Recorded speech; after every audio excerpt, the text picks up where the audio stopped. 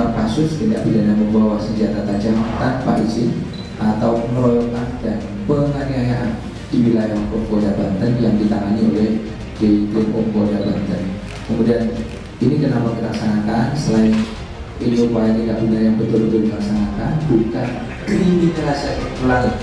kriminalisasi, ya, sekali lagi, karena ada video yang ditayangkan atau di media sosial yang menganggap bahwasanya apa yang dilakukan adalah tidak benar. Nanti akan dijelaskan oleh Pak Dir terkait dengan kronologis sehingga penanganannya dan bagaimana itu perkaranya. Silakan Pak Dir.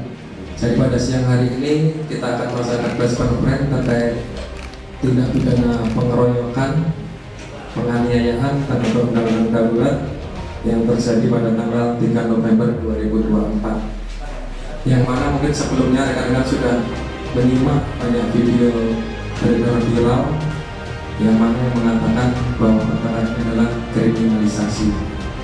Makanya untuk menepis hal itu, pada kesempatan pagi hari ini kita laksanakan press conference untuk membuka semua gimana sih cerita yang sebenarnya.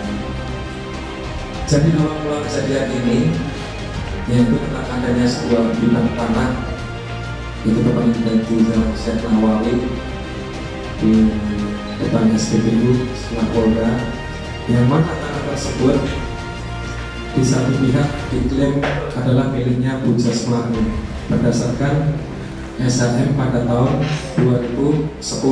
Ini saya bawa SHM-nya. Tapi di satu sisi di bidang tanah yang sama itu adalah tanah juga miliknya Ibu Nenek Aisyah yang dibuktikan dengan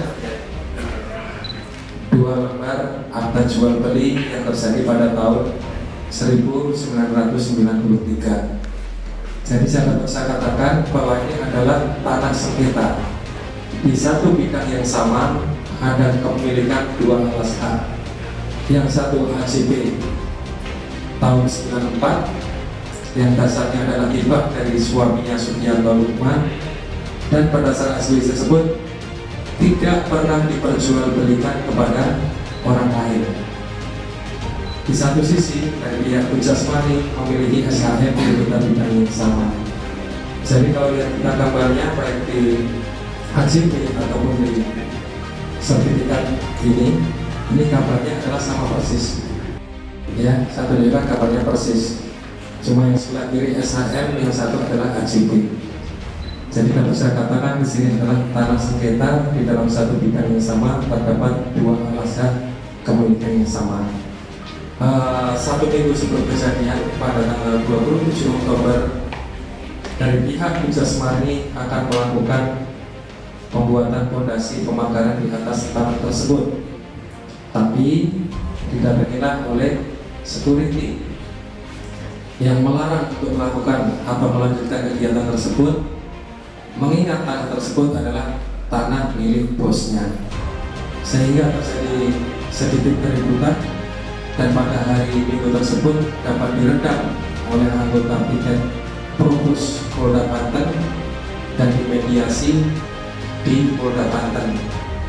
Disebutkan bahwa pihak ke-1 bersedia memberhentikan sementara pekerjaan pembangunan pagar di tanah tersebut sampai dilakukan pertemuan antara kedua belah pihak karena saling klaim atas tanah tersebut. Tapi faktanya pada tanggal 3 November dari pihak Pujas Marni tetap melaksanakan pembuatan fondasi pemagaran tersebut, sehingga kembali datang security di situ yang melarang untuk memberhentikan pembuatan fondasi pagar tersebut, sehingga terjadi cekcok mulut dan terjadilah perkelahian di situ.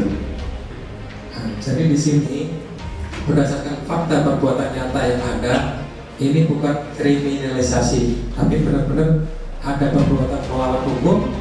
Setelah kejadian tersebut, korban langsung ke Polda Banten membuat laporan. Untuk proses perkara ini sekarang sudah masuk di tahap 1.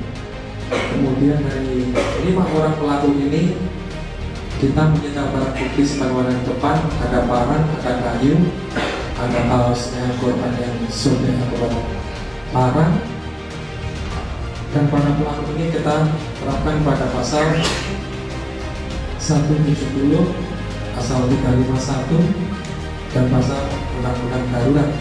Jadi yang mana sekarang prosesnya sedang tahap penyidikan dan sudah tahap 1 di kejaksaan.